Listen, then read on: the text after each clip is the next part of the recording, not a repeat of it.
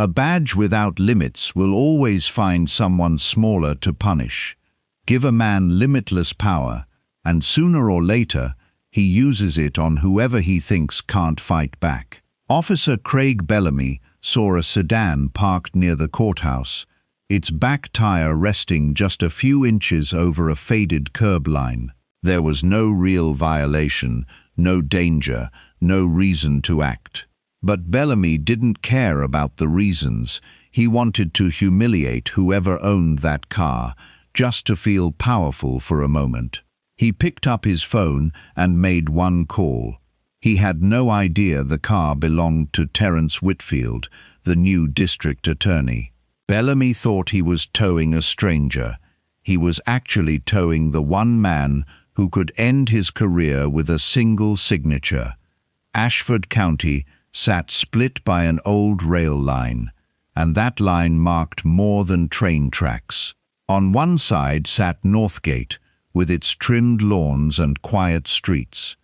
On the other side sat Elmwood, where potholes never got fixed and porch lights stayed broken for years. The police treated both sides very differently. One side got patrol cars that waved and smiled. The other side got patrol cars that watched and waited. Terence Whitfield grew up on the Elmwood side. Now 46, he spent his early mornings reading case files most attorneys never bothered to touch, the kind involving people nobody in power cared to protect. He carried himself quietly, never announcing his role, letting his work speak for him.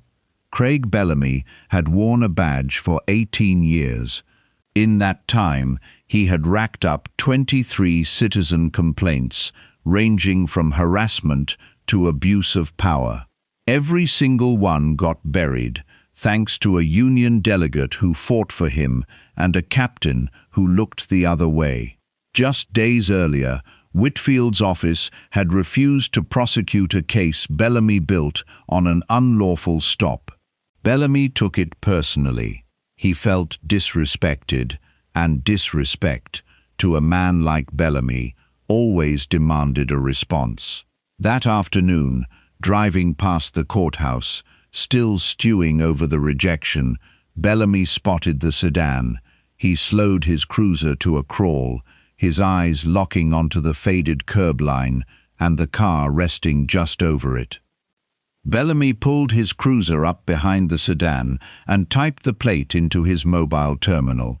The screen blinked back with a name he already knew, Terence Whitfield. A slow grin spread across his face. He had never met the man in person, but he had heard the name enough times to hate it. This was the same office that had thrown out his case just days ago, and now here was the man's own car, sitting right in front of him.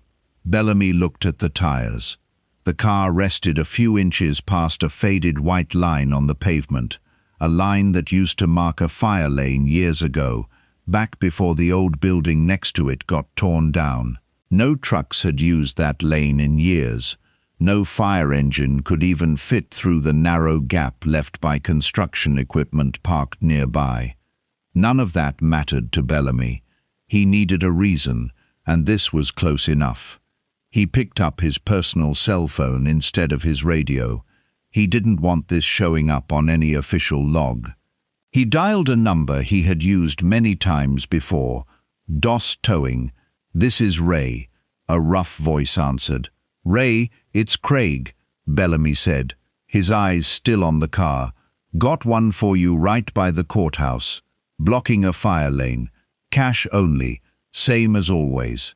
"Give me 10 minutes, Ray said. Bellamy leaned back in his seat and waited, watching the courthouse doors like a man watching a trap close. When the tow truck rolled up, Ray hopped out fast, hooked the winch to the front of the sedan, and dragged it up the ramp with a long screech of rubber against metal. Bellamy didn't get out of his cruiser. He didn't need to. As the tow truck pulled away with Whitfield's car swaying behind it, Bellamy pulled the gum from his mouth and flicked it out the window. He watched the sedan disappear around the corner, feeling a warm, satisfied grin spread across his face. As far as he was concerned, he had just put a powerful man back in his place. Terence Whitfield walked out of the courthouse a little after 6, his briefcase in one hand and his mind still on the next day's docket. He turned the corner toward the small lot where he always parked and stopped walking. The space was empty, just a patch of oil-stained pavement and nothing else. For a moment, he thought he might have parked somewhere else, but he knew better. He never forgot where he left his car. He looked down at the ground and saw them right away. Deep black marks cut into the asphalt, the kind left behind by a tow truck's winch dragging tires across the surface. He didn't raise his voice or make a scene. He simply pulled out his phone and called the county dispatch line. "This is District Attorney Terence Whitfield," he said, his voice calm and steady. "I need to know if my vehicle was towed from the lot near the courthouse." There was a pause, followed by the sound of typing. "Yes, sir. Officer Craig Bellamy authorized the tow. The reason listed is obstruction of a fire lane." Whitfield thanked the dispatcher and ended the call. He already knew the name Bellamy. It sat near the top of a growing list on his desk, a list of officers whose conduct had raised questions for years. He didn't call the police chief. He didn't demand an apology or a favor. He simply opened a rideshare app on his phone and requested a ride to the impound lot listed in the report. As he waited on the curb for his ride to arrive, his mind moved past the anger most people would feel in his place. Bellamy wanted a reaction. He wanted Whitfield to complain, to make noise, to look weak and desperate in front of other officers. Whitfield decided right then that he wouldn't give him that satisfaction. This wasn't going to become another buried complaint sitting in a drawer somewhere. He was going to treat this like the beginning of something much bigger, something that would take time, patience, and proof. He climbed into the car when it arrived and sat quietly in the back seat, already thinking 3 steps ahead. The rideshare dropped Whitfield off at the edge of a dusty lot, surrounded by chain-link fences and rusted cars. A hand-painted sign read, "DOS Towing and Recovery." The air smelled like oil and old rubber. He walked up to a small window, cut into a metal trailer, and found Ray Doss sitting behind it, flipping through a magazine. "Here for my car," Whitfield said. 2022 sedan, towed this afternoon." Ray barely looked up. He typed something into an old computer, then glanced back with a small smirk. "That'll be $410, cash only." "For a 4-hour tow?" Whitfield asked, his voice still even. "Overnight fee kicks in after 5, Ray said, though the clock behind him read just past 6. Rules are rules. Whitfield didn't argue the math. He reached into his jacket, pulled out the exact amount, and slid it through the small gap in the window. Behind Ray, through a cracked door, he caught sight of Craig Bellamy sitting in the back office, feet propped up on a desk, sipping a soda like he was watching a show. Their eyes met for a second. Bellamy didn't look away. He just raised his cup slightly, like a quiet toast, before taking another sip. Whitfield kept his face calm. He asked for an itemized receipt, and Ray scribbled one out fast, clearly annoyed by the request. Whitfield walked out to where his car sat in the dirt, dust covering the hood he had washed just 2 days earlier. He circled the vehicle slowly. Fresh scratches ran along the front bumper where the tow chains had scraped the paint. He pulled out his phone and began taking pictures. The scratches, the license plate, the dirt lot around him, the crumpled receipt in his hand. Every photo was calm and deliberate, like a man building a case rather than nursing a wound. He climbed into the driver's seat, folded the receipt twice, and slid it into his jacket pocket, not like a man holding onto a complaint, but like a man holding onto evidence he planned to use very soon. The next morning, Whitfield arrived at his office before 7. By 7:30, he had called Sandra Kowalski into the room and closed the door behind her. Sandra had spent years working as a forensic auditor for the Treasury Department before joining his office. She had a sharp mind and little patience for excuses. Whitfield slid the receipt and the photos across his desk without a word. Sandra picked them up, studied the scratches on the bumper, the crooked handwriting on the receipt, and the timestamp that didn't match Ray Doss's claim. "You're the district attorney," she said, raising an eyebrow. "They towed your car. That takes a special kind of nerve." "It's not about nerve," Whitfield said. "This was never about my car. It's about how many people never got theirs back at all." Sandra leaned back in her chair, letting his words settle. "If we open this up, the union won't sit quietly. They'll fight this hard. Bellamy has friends who will slow walk our cases, leak information, maybe worse. This isn't a small fire to put out, Terence. This could turn into a war." "Then let it," Whitfield said, his voice calm but firm. "I didn't take this job to protect people who abuse a badge. I took it to protect the people that badge is supposed to serve." Sandra studied him for a moment, then nodded slowly, already shifting into work mode. "So where do we start?" "Pull every tow Bellamy has authorized over the last 5 years," Whitfield said. "Cross-reference every single one with Doss towing. I want names, dates, locations, everything. If this is a pattern, I want to see it laid out in black and white." Sandra jotted the request down without hesitation. She had worked enough cases to know that when numbers told a story, nobody could argue with them for long. She stood up, tucked the folder under her arm, and gave Whitfield one last look before heading for the door. "You know this changes things once we start," she said. "That's the point," Whitfield replied, already turning back to the files on his desk. 3 weeks later, Sandra came into Whitfield's office, holding a thick folder and a laptop bag. She didn't waste time with small talk. She set up a small screen at the corner of his desk and pulled up a chart filled with numbers and colored markers. "I found something," she said, "and it goes far beyond one tow."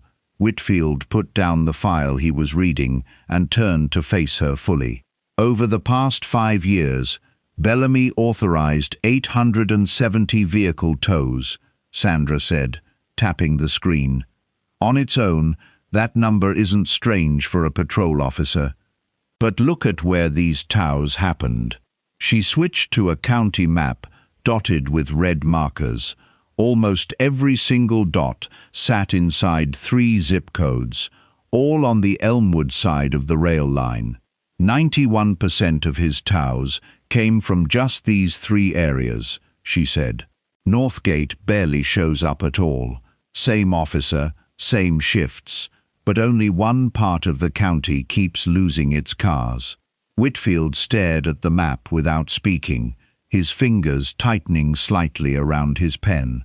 "There's more," Sandra continued. "I pulled the ownership records for Doss Towing. Ray Doss isn't the only owner.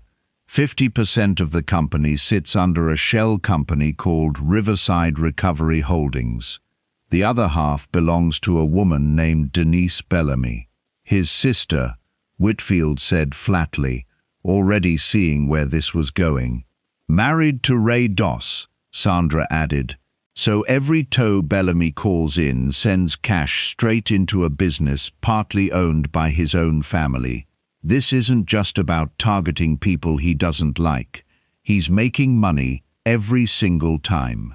Whitfield sat back in his chair, letting the full picture settle in his mind. This wasn't one angry officer acting out. This was a quiet, organized system built to squeeze money out of people who had no way to fight back. "What's the total?" Whitfield asked. "Based on average fees and volume," Sandra said, somewhere around $340,000 over 5 years. Neither of them spoke for a moment. Sandra closed her laptop and looked straight at him. "Terence, this isn't misconduct," she said, her voice steady and sure. "This is extortion under color of law. He's using his badge to steal from people who have no voice, and he's getting paid every time he does it." Whitfield nodded slowly, the folded receipt still sitting in his desk drawer, no longer feeling like $410, but like the first piece of a much bigger case. While Sandra worked quietly behind the scenes, Bellamy had no idea a case was already forming against him. He kept moving through his shifts the same way he always had, confident that nothing would ever touch him. That confidence pushed him even further. One rainy evening in late September, Alicia Monroe, a paralegal in Whitfield's office, was driving home after a long day when red and blue lights flashed behind her. She pulled over near a quiet stretch of road on the edge of Elmwood. Bellamy stepped out of his cruiser and walked up to her window, his flashlight cutting through the rain. "License and registration," he said, his tone flat and cold. "Can I ask why you stopped me?" Alicia asked, keeping her voice calm despite the nerves rising in her chest. "Tail lights out," Bellamy said, though both lights worked fine. He shined his flashlight closer to her face than necessary. "You work for the DA's office, don't you?" "Yes, I do," she answered. Bellamy leaned in slightly, lowering his voice like he was sharing a secret. "Tell your boss, Elmwood streets aren't safe for nice cars." He didn't write a ticket. He simply straightened up, tapped the top of her car twice, and walked back to his cruiser, leaving her sitting there in the rain, hands trembling on the wheel. The next morning, Alicia told Whitfield exactly what happened, her voice shaking as she repeated Bellamy's words. Whitfield listened closely, his face calm, though his eyes stayed sharp and focused the entire time. He thanked her for coming to him directly and told her she had done nothing wrong. Once she left his office, he sat quietly for a moment, letting the anger settle into something more useful. He picked up his phone and called Sandra. "Bellamy just threatened Alicia," he said. "Told her to warn me about nice cars on Elmwood streets." "He doesn't know we're already building the case," Sandra said. "No, he doesn't," Whitfield replied. "But this can't stay local anymore. If he's willing to threaten someone in my office, he'll never stop on his own. We need help outside the county, people the union can't reach." Sandra didn't argue. She simply asked, "Who are you calling?" Whitfield was already scrolling through his contacts. The State Attorney General's office. "It's time this went further than us." He dialed the number, waited through 2 rings, and spoke the moment someone answered. "This is District Attorney Terence Whitfield, calling from Ashford County. I need to report a pattern of civil rights violations involving a police officer, and I have documentation to support it." 2 days later, Whitfield sat in a secure conference room with a speakerphone in the center of the table. On the other end sat David Reyes, a federal prosecutor with the State Attorney General's office, along with an agent from the FBI's Civil Rights Division. Sandra sat beside Whitfield, her folder of evidence spread across the table. "I've reviewed what your office sent over," Reyes said. "The tow numbers, the ownership records, the threat against your paralegal. This isn't a small local issue anymore." "That's why I'm asking for a joint task force," Whitfield said. "This needs your office and the FBI's Civil Rights Division working together. My county can't police itself on this one. The union has too much reach, and the department has looked away for years." "What do you need from us specifically?" Reyes asked. "A Title III wiretap," Whitfield said. "On both Bellamy's phone and Ray Doss's phone. If they're coordinating these tows and splitting the money the way we believe, we need to hear it in their own words. Financial records only go so far in front of a jury. Their voices will finish the job." There was a short pause on the line, papers shuffling in the background. "Based on what you've sent," Reyes said, "probable cause isn't even a question here. 870 tows, a hidden ownership stake, a documented threat against a witness. Any judge reviewing this will see exactly what we see." "So you'll move on it?" Whitfield asked.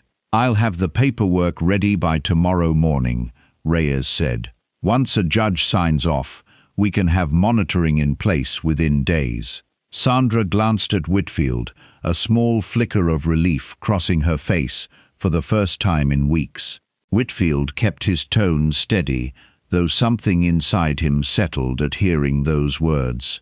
"Keep me updated on anything relevant," Whitfield said. "I want this built the right way, no shortcuts, no mistakes that give his lawyers an opening later." "Understood," Reyes said. "We'll be in touch soon." The call ended, and the room went quiet for a moment. Sandra closed her folder and looked over at Whitfield. "This is really happening," she said. "It's been happening for years," Whitfield replied. "We're just the ones finally doing something about it." Within 48 hours, a federal judge reviewed the request and signed the order. The wiretap was approved. Somewhere across town, Bellamy and Doss kept talking on their phones like nothing had changed, with no idea that every word was about to be recorded. For the next 9 weeks, federal agents listened quietly while Bellamy and Doss went on with their lives, never once suspecting anyone was paying attention. Every phone call, every text, every quiet exchange about a new tow got recorded and filed away as evidence. Bellamy called in tows the same way he always had, choosing targets from the same 3 zip codes, splitting the cash with Doss like clockwork. On one call, agents heard him laugh and tell Doss they needed to keep people in their place, bragging about how easy it was to squeeze another few $100s out of someone who had no way to fight back. Doss laughed along, confirming the split before hanging up. The recordings painted a clear picture of 2 men who believed they were untouchable, never once lowering their voices or choosing their words carefully, because as far as they knew, no one was listening. One night, an off-duty officer overheard Bellamy at a local bar, a few drinks in, telling a group of buddies how he had put the DA back in his lane months earlier. He laughed about the tow, mocked Whitfield's calm reaction, and bragged that nobody with a badge would ever be touched over something as small as a parking spot. He had no idea that his own words, spoken so loosely in public, only added another layer to the case, quietly building against him. Agents noted the incident and moved on, patient and methodical, letting Bellamy continue digging his own grave without any interference. By the end of the 9th week, federal investigators had more than enough. The recordings confirmed the financial split, the targeting pattern, and Bellamy's clear intent behind every tow. Combined with Sandra's 5 years of data and the paper trail connecting Doss towing to Bellamy's sister, the case had grown into something far larger than a single wrongful tow. It was now a fully documented conspiracy, built on extortion, abuse of power, and a complete disregard for the people it hurt most. David Reyes called Whitfield late one evening to deliver the news personally. "We have what we need," he said, "the wiretaps, the financial trail, the pattern of targeting. And it's time to move." "When?" Whitfield asked, his voice steady despite the weight of the moment. 6 days from now," Reyes said. "Early morning. We'll hit both locations at the same time, Bellamy's house and the tow yard. No warning, No chance for either of them to destroy evidence. Whitfield thanked him and ended the call, sitting quietly in his office as the date settled into his mind. After months of patience, the countdown had finally begun. The front door of Bellamy's house exploded off its hinges just after 5 in the morning, splinters scattering across the hallway floor. Bellamy shot up from his bed, heart pounding, still half asleep as heavy boots pounded through his home. Flashlight beams cut through the dark bedroom, landing directly on his face. "FBI, hands where we can see them," a voice shouted. Bellamy's instincts kicked in before his mind could catch up. His hand moved toward the nightstand, toward the weapon he always kept within reach. Before his fingers even touched it, 2 agents slammed into him, pinning his arm against the mattress and twisting it behind his back. "Don't move," one agent barked, pressing him flat against the bed. "Don't you move." Bellamy's wife screamed from the doorway, clutching a robe around herself as more agents moved past her into the house. Bellamy struggled for a second, more out of shock than resistance, before the cold metal of handcuffs clicked around his wrists. "You've got the wrong guy," Bellamy said, his voice cracking with disbelief. "I'm a police officer. Check my badge, it's right there." "We know exactly who you are," the lead agent said, pulling him up off the bed. "Craig Bellamy, you're under arrest for violations of the Racketeer Influenced and Corrupt Organizations Act, extortion under color of official right, and multiple civil rights violations." The words landed like separate blows, each one heavier than the last. Bellamy's face went pale as the reality of his situation finally settled in. This wasn't internal affairs. This wasn't a complaint some captain would quietly bury in a drawer. This was federal, and federal charges didn't disappear with a phone call to the union. Agents walked him outside in his bare feet, the early morning air cold against his skin. Neighbors stood on their porches in robes and pajamas, watching in silence as Bellamy was led across his own front lawn in handcuffs. One agent carried his service weapon in a plastic evidence bag. Another held his badge, still clipped to the wallet he kept by his bed every night for 18 years. Bellamy stared straight ahead, refusing to look at his neighbors, refusing to look at his wife, standing frozen in the doorway. The badge that once made people fear him now sat sealed inside a bag, evidence in a case that would define the rest of his life. As agents guided him into the back of an unmarked car, the quiet street he had lived on for years watched the only image left of him, a man in handcuffs, stripped of everything that once made him feel untouchable. At the exact same moment, federal agents stormed Bellamy's house. A second team hit the gates of Doss Towing on the edge of town.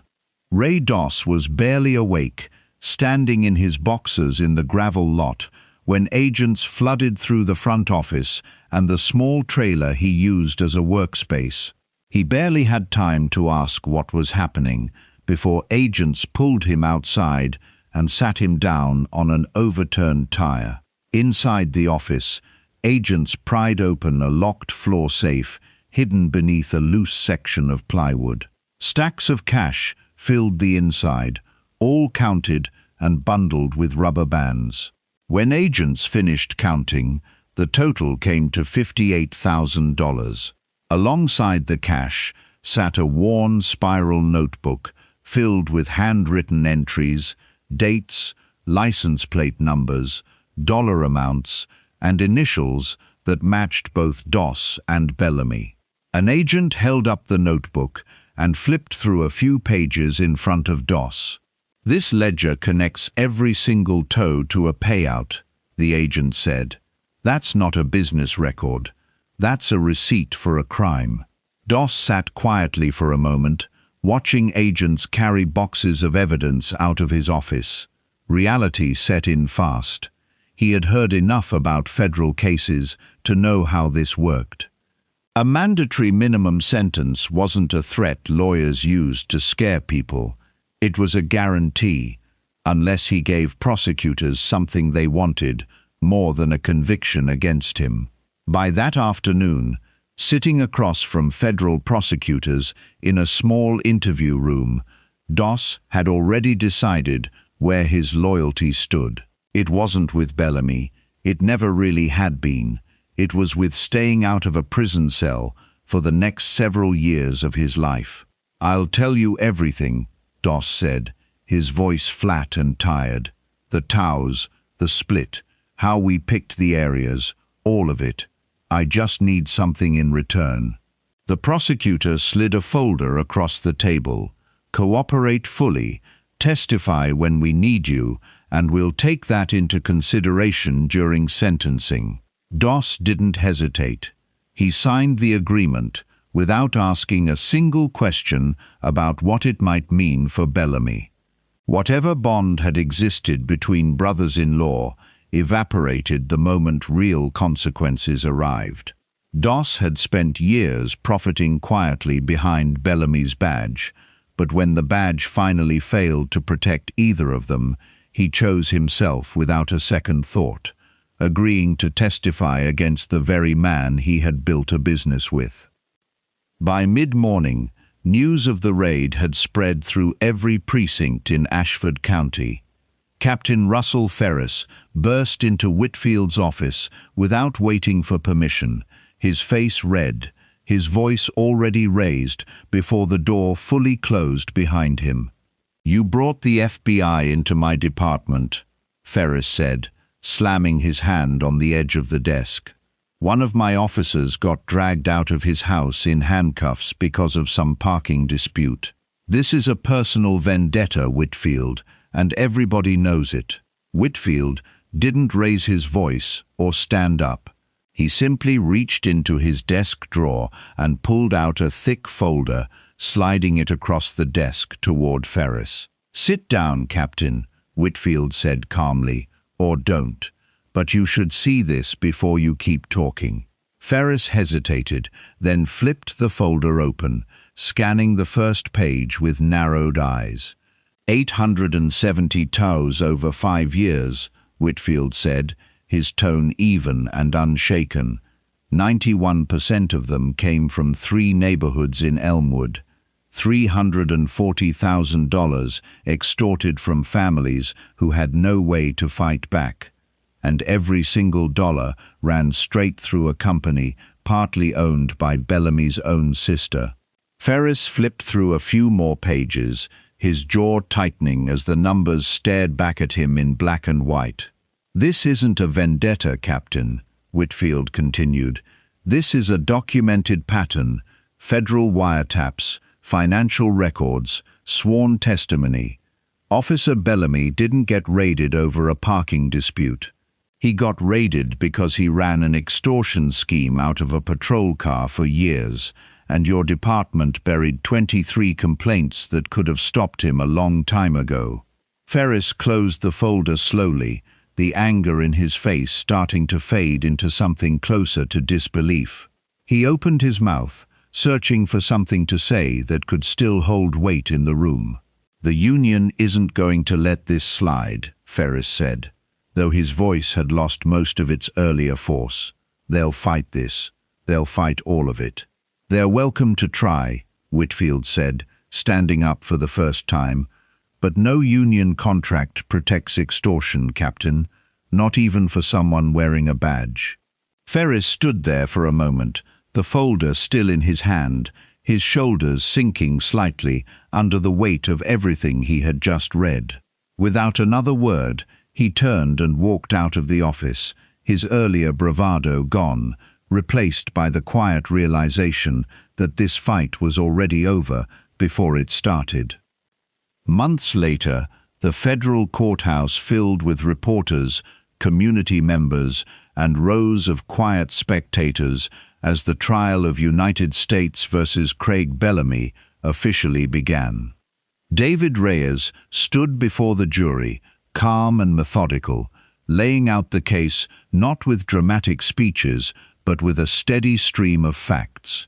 "This case is not about one toe," Reyes told the jury during his opening statement. "It is about a pattern, repeated hundreds of times, targeting people who had no power to stop it." Over the following days, Reyes called witness after witness to the stand. A single mother described losing her only car for 2 weeks, forcing her to walk her children to school before sunrise. A night shift nurse explained how a fabricated violation cost her nearly $400 she didn't have, money she had to borrow from a co-worker just to get to her next shift on time. An elderly retiree, living on a fixed income, described selling personal belongings to cover towing fees after his car was taken for a violation that never existed. Each witness told a similar story in their own words: different names, different jobs, different corners of Elmwood, but the same pattern running underneath all of it. Reyes never raised his voice or leaned into emotion during questioning. He let the facts carry their own weight, presenting dates, fees, and violation codes with the same steady tone throughout. The defense attempted to poke holes in a few small details, questioning memories and minor inconsistencies in dates. Reyes calmly countered each objection with documentation pulled straight from Sandra's 5-year data pool, keeping the courtroom focused on numbers rather than opinions. By the end of the 4th day, the pattern had become impossible to ignore. 870 tows, 91% from 3 neighborhoods. Victims who shared nothing in common except geography and a badge that had targeted them without mercy. As the day's testimony wrapped up, Reyes addressed the judge directly. "Your Honor, the prosecution would like to inform the court that our next witness will be Daniel Poor, co-owner of DOS Towing and Recovery." A quiet murmur moved through the courtroom. Everyone understood the weight of that name. Poor wasn't just another witness describing harm from a distance. He was the man who had stood inside the operation itself, watching every dollar move from one hand to another. His testimony would connect every piece of the case directly to Bellamy, and everyone in that courtroom understood exactly what was coming next. The next morning, Danny Poor walked to the witness stand wearing a plain gray suit, his eyes fixed on the floor rather than the defense table. He raised his right hand, took the oath, and refused to look at Bellamy even once. Under Reyes's careful questioning, Poor explained the entire operation from the beginning. He described the coded phrases Bellamy used over the phone to signal a new target, the cash handoffs that happened in parking lots and driveways, and the split that always favored Bellamy first. He confirmed that his wife, Bellamy's sister, held a hidden ownership stake through a shell company, ensuring the family profited every time a car got dragged away. Then Reyes turned to the judge. "Your Honor, the prosecution would like to enter Exhibit 14 into evidence, a recorded phone call between the defendant and Mr. Poor." The judge nodded, and the courtroom speakers crackled to life. Bellamy's voice filled the room, casual and confident, completely unaware that federal agents were listening. "Got another one for you," he said. "Silver Honda, parked over on Miller Street. Belongs to that nurse, Denise Carter, the one who complained last month. Write it up as blocking a hydrant. Let her walk to work for a while and think about who she's dealing with." Poor's recorded voice laughed in response, agreeing to handle it before the call ended. A heavy silence settled over the courtroom. Several jurors shifted in their seats, their faces tightening with visible discomfort. One juror in the front row slowly shook her head, staring down at her hands. Reporters in the gallery stopped writing for a moment, letting the recording sink in fully. In the third row, Whitfield sat perfectly still, his hands folded in his lap, his expression unreadable. He didn't lean forward or react outwardly, though the weight of hearing a victim's name spoken with such casual cruelty settled heavily behind his calm exterior. At the defense table, Bellamy stared straight ahead, his face pale, his shoulders sinking lower with every passing second. The confident officer, who once smirked through an impound lot transaction, now looked like a man watching his entire life collapse in real time. Bellamy's attorney leaned over and whispered something urgent into his ear. Bellamy nodded slowly, his eyes still fixed on the table in front of him. The attorney rose to his feet. "Your Honor, the defense requests a recess to discuss potential resolution with the prosecution." The judge studied the courtroom for a moment before nodding. "We'll recess for 1 hour." As the courtroom slowly emptied, whispers spread through the gallery, everyone sensing that the trial had just reached its breaking point. With Bellamy behind bars and Doss cooperating fully, most officers in the department accepted the changes taking place. A few did not. Sergeant Wade Colton, a longtime ally of Captain Ferris, began a quiet campaign of his own, one built on delay rather than defiance. Colton started adjusting patrol assignments in small ways, pulling extra units away from Elmwood during peak hours and stretching response times across the district. Calls that once received a response within minutes started taking twice as long. Nothing about it looked obvious on paper, just a shift here, a delay there, small enough to avoid immediate suspicion. Sandra noticed the pattern before anyone filed a single complaint. While reviewing dispatch logs for an unrelated report, she found response times in Elmwood had quietly doubled over 6 weeks, while response times in Northgate stayed exactly the same. She pulled GPS records for every patrol unit assigned to Colton's shifts and cross-referenced them against incoming emergency calls. The data told its own story. Units sat idle in parking lots while calls waited unanswered. Officers took long, unexplained routes through Northgate before eventually responding to calls on the other side of town. None of it required a single interview or confrontation. The numbers spoke clearly enough on their own.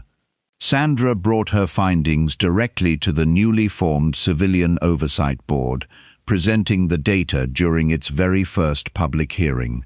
Community members filled the room, watching quietly as she projected the response time charts onto a large screen, comparing both sides of the county side by side. "This is not a coincidence," Sandra told the board members. "This is a deliberate pattern, and it's placing lives at risk in the name of protecting a culture of unaccountability." The room stayed silent as the numbers spoke for themselves. Board members asked pointed questions, and department representatives had no real answers to offer in return. Within days, Colton submitted his resignation, avoiding any public hearing of his own. 2 sergeants who had helped carry out the slowdown followed him out the door soon after, choosing quiet resignations over facing the board directly. No dramatic confrontation took place. No raised voices or accusations echoed through the department hallways.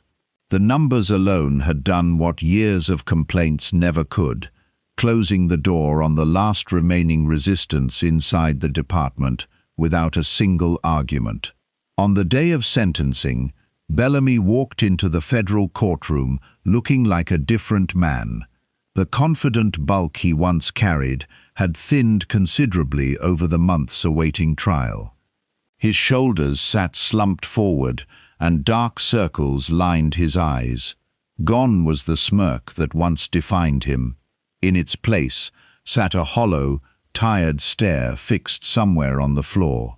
Judge Miriam Cross reviewed her notes for a long moment before speaking, letting the silence stretch across the packed courtroom.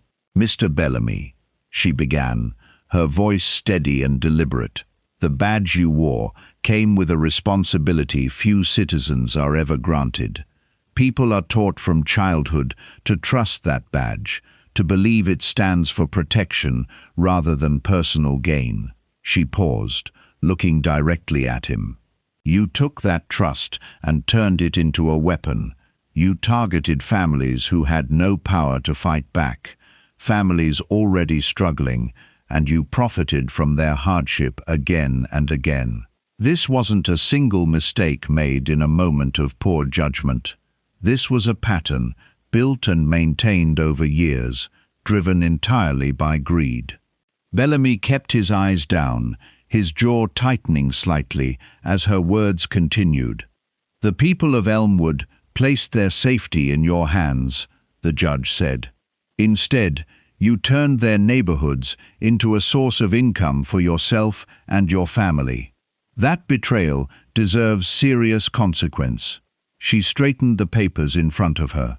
"I hereby sentence you to 10 years in federal prison without the possibility of parole."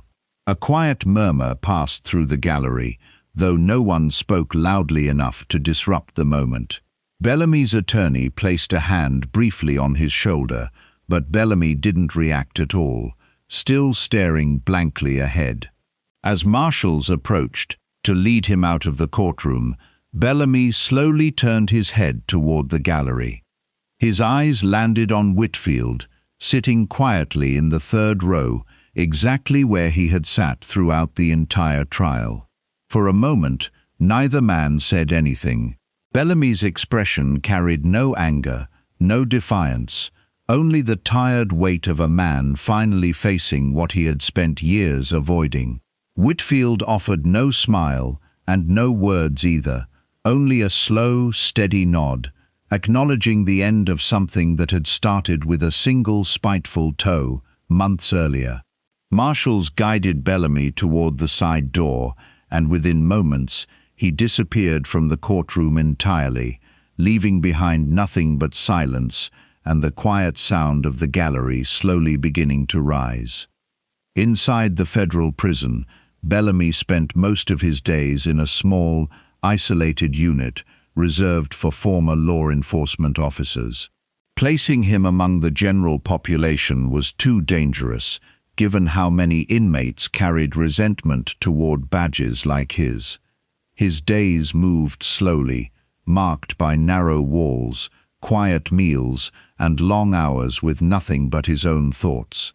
A state tribunal had already stripped him of his pension, seizing every dollar he had paid into it over 18 years to help fund the restitution owed to his victims. He had no savings left, no career to return to, and no one waiting outside those walls for him. Back in Ashford County, life moved in the opposite direction. Whitfield won re-election by the largest margin the county had ever recorded, carrying both Northgate and Elmwood with strong support. The settlement funds from the civil case finally reached the families who had waited years for any form of justice.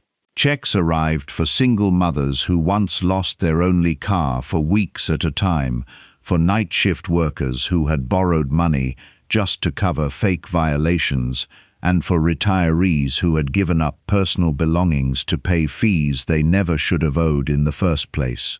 The department itself changed as well. A new police chief, brought in from outside the county, replaced the old leadership that had spent years protecting officers like Bellamy. Mandatory de-escalation training became standard for every officer, along with strict new auditing rules for every tow and impound request. For the first time in years, residents on the Elmwood side began describing their interactions with police as respectful rather than threatening. Whitfield didn't take credit publicly for these changes, choosing instead to highlight the community members and investigators who had helped uncover the truth. Still, his name began appearing in statewide political conversations, with several reporters and local leaders suggesting he could be a strong candidate for state attorney general in the next election cycle. He never confirmed or denied those conversations directly, focusing instead on his current responsibilities. Yet the shift in tone across Ashford County spoke for itself. A place once divided by a rail line and a badge that treated its residents differently now stood as an example of what accountability could look like when someone finally refused to look away. 3 years passed. Inside his small cell, Bellamy had grown thinner, older, and quieter than the man who once smirked through an impound lot window. He had spent months filing appeals, each one denied by higher courts that saw no reason to reconsider his sentence. Running out of legal options, he turned to the only person left who held any influence over his future. He requested paper and a pen from a guard and spent an entire evening carefully writing a letter to Terence Whitfield.